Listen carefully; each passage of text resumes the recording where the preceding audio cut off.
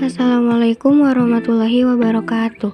Perkenalkan, nama saya Naila Walufi Rahmat dari kelas 10 MIPA 2. Di sini saya akan mempresentasikan tugas PABP saya, yaitu tentang iman kepada malaikat Allah.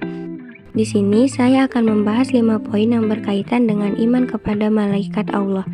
5 poin tersebut diantaranya adalah pengertian iman kepada malaikat, dalil beriman kepada malaikat, ciri-ciri malaikat, nama-nama malaikat beserta tugasnya, dan poin yang terakhir ada hikmah beriman kepada malaikat Allah. Mari kita mulai pada pembahasan poin pertama, yaitu tentang pengertian iman kepada malaikat Allah. Iman artinya percaya. Beriman kepada malaikat Allah artinya percaya bahwa malaikat benar-benar makhluk Allah yang diciptakan dari nur atau cahaya dan tidak memiliki syahwat, sehingga selalu taat pada perintah Allah. Malaikat berasal dari bahasa Arab malak yang memiliki arti pembawa pesan. Bentuk jamaknya adalah malaika.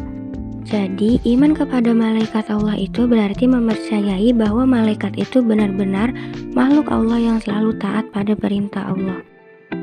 Yang kedua, ada poin B mengenai dalil beriman kepada malaikat Allah.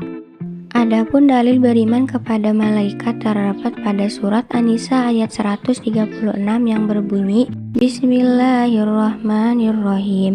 Ya ayyuhalladzina amanu aminu billahi wa rasulihi wal kitabilladzi nazzala ala rasulihi wal kitabilladzi anzala min qabl wa may yakfur billahi wa malaikatihi wa kutubihi wa rusulihi wal yaumil akhir faqad dhalla dhalalan ba'ida.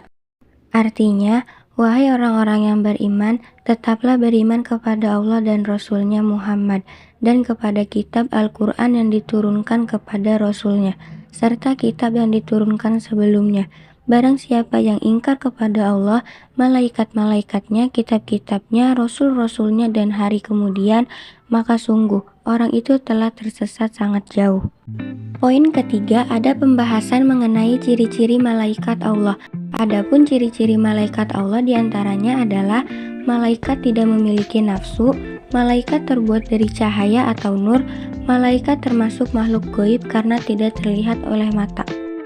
Jadi, ciri-ciri malaikat jelas berbeda dengan ciri-ciri manusia. Malaikat tidak memiliki hawa nafsu, sedangkan manusia memiliki hawa nafsu. Dan malaikat terbuat dari nur atau cahaya, sedangkan manusia terbuat dari tanah. Poin keempat yaitu tentang nama-nama malaikat Allah beserta tugasnya. Adapun nama-nama 10 malaikat beserta tugasnya yaitu, yang pertama ada malaikat Jibril, tugasnya menyampaikan wahyu. Yang kedua ada malaikat Mikail yang tugasnya memberi rizki. Yang ketiga ada malaikat Israil yang tugasnya mencabut nyawa. Yang keempat ada malaikat Israfil yang tugasnya meniup sangkakala. Yang kelima ada malaikat Raqib yang tugasnya mencatat perbuatan baik manusia selama di dunia. Yang keenam ada malaikat Atid yang tugasnya mencatat perbuatan buruk manusia selama di dunia. Yang ketujuh ada malaikat Mungkar yang tugasnya menanya di alam kubur. Yang kedelapan ada malaikat Nakir yang tugasnya menanya di alam kubur sama seperti malaikat Mungkar. Yang kesembilan ada malaikat Malik yang tugasnya menjaga pintu neraka. Dan yang terakhir ada malaikat Ridwan yang tugasnya menjaga pintu surga. Sebenarnya jumlah malaikat itu lebih dari 10, namun yang wajib kita ketahui hanya ada 10 malaikat saja. Di antaranya malaikat Jibril, malaikat Mikail, malaikat Israil, malaikat Israfil, malaikat Raqib, malaikat Atid, malaikat Mungkar Nakir, malaikat Malik, dan malaikat Ridwan. 10 malaikat tersebut sudah mempunyai tugasnya masing-masing. Jadi, tidak semua tugas malaikat dilaksanakan oleh semua malaikat, melainkan masing-masing sudah mempunyai tugasnya secara tersendiri. Poin yang terakhir atau kelima yaitu tentang hikmah beriman kepada malaikat. Adapun hikmah beriman kepada malaikat Allah diantaranya meningkatkan iman kepada Allah, berhati-hati dalam bertindak, yakin akan pertolongan Allah, memunculkan rasa syukur kepada Allah karena melalui malaikat-malaikatnya manusia memperoleh banyak karunia, serta semakin giat dalam berusaha karena tidak ada rezeki yang diturunkan oleh malaikat tanpa usaha dan kerja keras. Jadi, selama kita beriman kepada malaikat, maka kita senantiasa berhati-hati dalam bertindak dan yakin akan pertolongan Allah di saat kesusahan. Itulah tadi presentasi dari saya. Mohon maaf apabila ada kata-kata yang kurang berkenan.